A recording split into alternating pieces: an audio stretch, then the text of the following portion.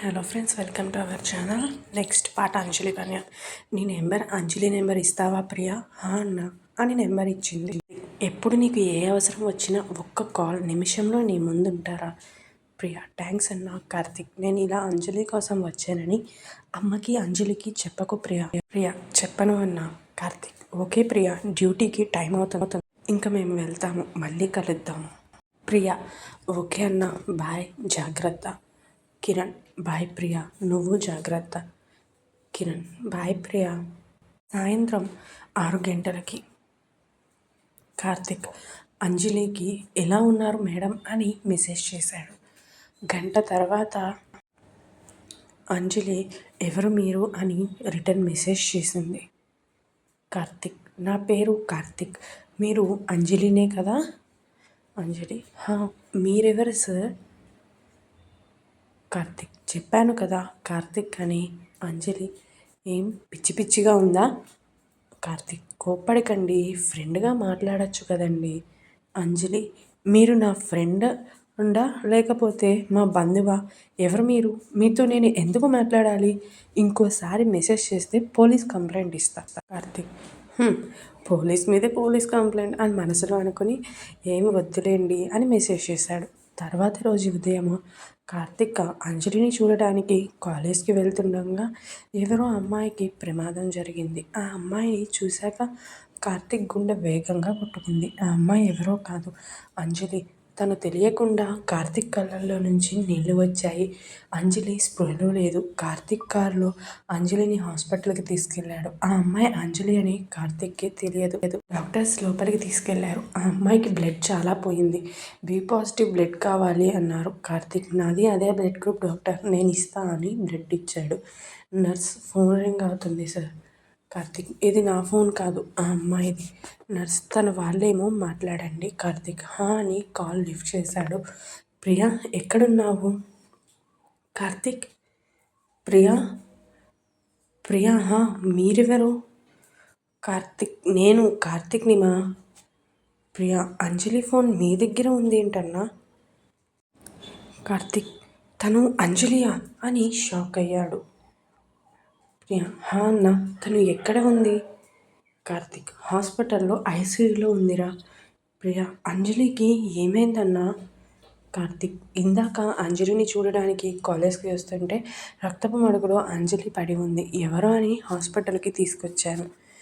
ప్రియా ఏ hospital అన్నా? Karthik Sumathi hospital మా. ప్రియా నేను వస్తున్నాను, అంజలి జాగ్రత్త అన్నా. నువ్వు కంగారు పడకు, మన అంజలికి ఏం కాదు అన్నా. అంజలి పరిణయం తరువాయి భాగం.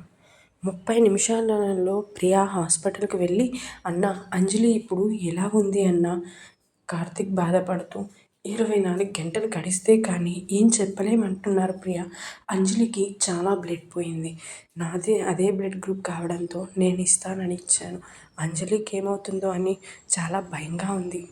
ప్రియా అన్నా మనం అంజలికి ఏం కాదు, నువ్వు భయపడకు. కార్తిక్ ఇదిగో అంజలి ఫోన్, వాళ్ళ అమ్మ చాలాసార్లు కాల్ చేసింది. ప్రియా కాల్ చేసి చెప్తానన్నా అంజలి అమ్మ నాన్నలకు. కార్తిక్ వద్దు ప్రియా, అంజలి వాళ్ళు చెబితే కంగారు పడతారు. 24 గంటలు గడిస్తే కానీ ఏం చెప్పలేమంటున్నారని మీరు చెప్పారు కదన్నా. ఆంటీ అంకుల్కి చెప్దామన్నా. కార్తిక్ వాళ్ళు అంజలిని ఇలా చూసి తట్టుకోలేరు, రేపు పొద్దున్నే చెప్తాము. ప్రియా అలాగే అన్నా.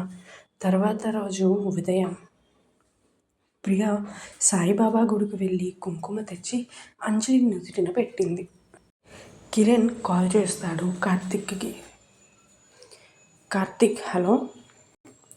కిరణ్ ఎక్కడున్నావురా? రాత్రి ఇంటికి కూడా వెళ్ళలేదంట.